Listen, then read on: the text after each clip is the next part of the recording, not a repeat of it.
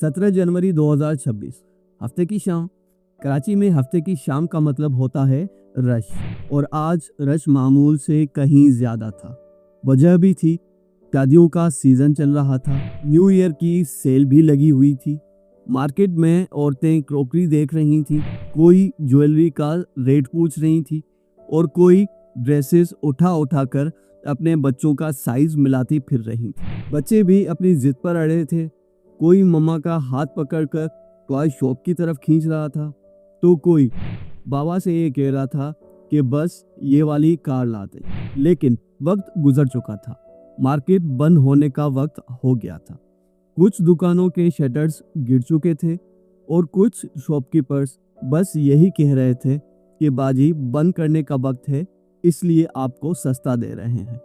और फिर इसी गेमा गेमी के दरमियान ठीक 5:45 बजे लाइट पहली दफ़ा हल्की सी हिलती है, फिर दोबारा, और फिर एकदम से अंधेरा, कंप्लीट ब्लैकआउट। उस एक लम्हे के बाद जो हुआ वो सिर्फ एक हादसा नहीं था, वो एक शहर का जुर्म था।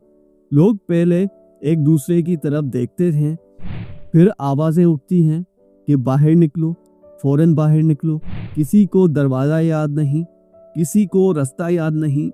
चंद ही सेकंड्स में ये हलचल पैनिक बन जाती है और पैनिक खौफ में तब्दील हो जाती है। यहाँ से कहानी उस शख्स की जुबानी सुने जो वहाँ पे मौजूद था, जो बच गया था, लेकिन जो आज भी उस शाम से निकल नहीं पाया।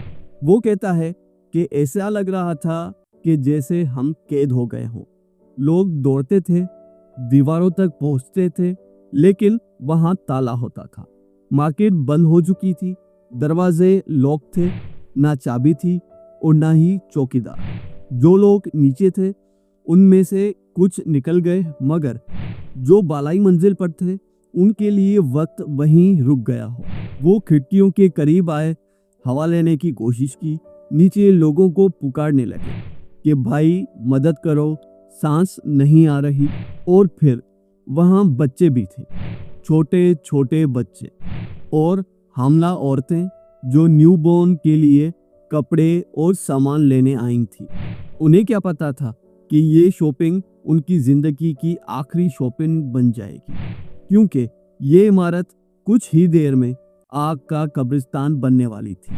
ये कोई एक्सीडेंट नहीं था, ये नाअहली, मिसमैनेजमेंट और सिस्टम की बेहिसी का नतीजा था। गुल प्लाजा कराची के दिल में सैकड़ों इंसानों की कब्र बन चुका था। अंदर से आवाज़ें आ रही थी। एक शख्स बताता है कि अंदर से बच्चों की आवाज़ आ रही थी। वो चीख रहे थे कि अब्बू बचाओ। ये आवाज़ हमने अपने कानों से खुद सुनी है। कल रात हम सो नहीं पाए। फायर ब्रिगेड पहुंची, मगर देर से, और जब पहुंची तो पानी खत्म। एक फायर फाइटर जो अपनी शिनाख्त जाहिर नहीं करना चाहता, वो कहता है कि हम अंदर गए, आग सेंटर में लग चुकी थी। काम शुरू किया, लेकिन पीछे से पानी की सप्लाई रुक गई। काला धुआं और इतना घना था कि हम एक दूसरे को देख भी नहीं पा रहे थे। भगदड़ मच चुकी थी, लोग गिर रहे थे, सांस लेना अजाब बन चुका था। और फिर वो लम्हा जहां से कहानी और ज्यादा भारी हो जाती है। ये लफ्ज़ हैं उस आदमी के जो खिड़की खोलकर अंदर गया। वो कहता है कि ऊपर से चीखों की आवाज़ आ रही थी।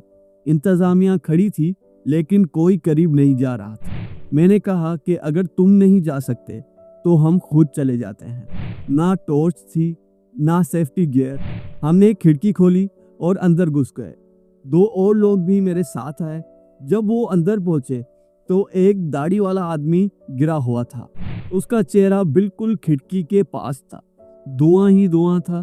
नीचे गेट पर ताला था, चौकीदार के पास चाबी नहीं थी और ऊपर आग जीत चुकी थी। पूरा शहर जल रहा था और शहर का निजाम खामोश था। रात भर आग जलती रही और लोग देखते रहे। सुबह 8 बजे इमारत का एक हिस्सा गिर गया। 11 बजे इमारत का दूसरा हिस्सा भी गिर गया। और फिर फायर फाइटर फुरकान जब वो रेस्क्यू के लिए अंदर गया, उस वक्त बिल्डिंग अपनी आखिरी सांस ले रही थी और फिर वो गिर गई। ये भी सच है कि फुरकान के वालिद भी फायर फाइटिंग के दौरान ही शहीद हो चुके थे। और ये भी सच है कि फायर ब्रिगेड के पास जूते नहीं थे, हेलमेट नहीं थे, सेफ्टी गियर्स नहीं थी। एक फायर फाइटर के अल्फाज हैं कि ये हेलमेट डिपार्टमेंट का है और जूते मैंने खुद खरीदे हैं।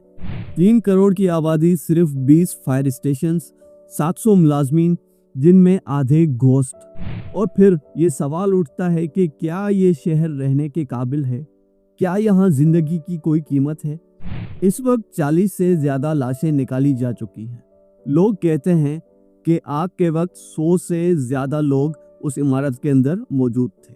आज 4 दिन बाद भी नीचे से जिंदगी का कोई इम्कान नजर नहीं आ रहा और अंदर से सिर्फ और सिर्फ लाशें मिल रही हैं। मगर फिर भी अगर कोई जिंदा है तो वो सिर्फ और सिर्फ एक है। वो कौन? आप कमेंट बॉक्स में ज़रूर बताइएगा। अगर वीडियो अच्छी लगी हो तो वीडियो को लाइक ज़रूर कीजिएगा और अगर चैनल पर नए हैं तो सब्सक्राइब करना मत भूलिएगा। तब तक के लिए अल्लाह हाफिज़।